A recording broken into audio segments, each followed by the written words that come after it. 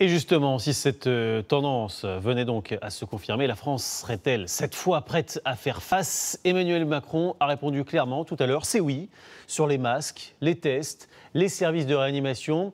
Au-delà de ces déclarations, qu'en est-il vraiment? Nous avons tenté de faire les comptes. Voici le verdict avec Christine Chapelle et Anthony Lebos. La première vague de Covid avait pris le pays par surprise. En cas de deuxième vague, la France sait désormais ce dont elle a besoin. D'abord, de masques. Il en faut 15 millions par jour. Beaucoup sont désormais fabriqués sur le territoire français. Notre capacité de production actuelle est de 500 millions de masques par semaine et une commande de 3,7 milliards d'unités est déjà faite.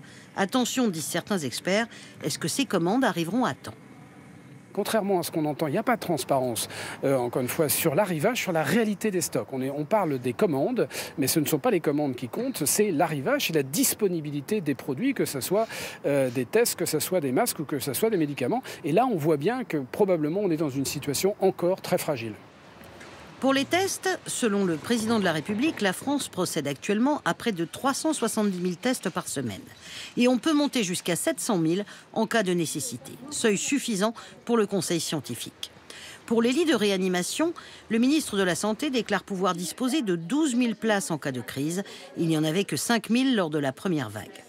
L'inquiétude porte aujourd'hui sur les stocks de médicaments, notamment les curares et hypnotiques destinés aux blocs opératoires qui sont fabriqués en Asie. Il faudrait pouvoir rapatrier cette production en France.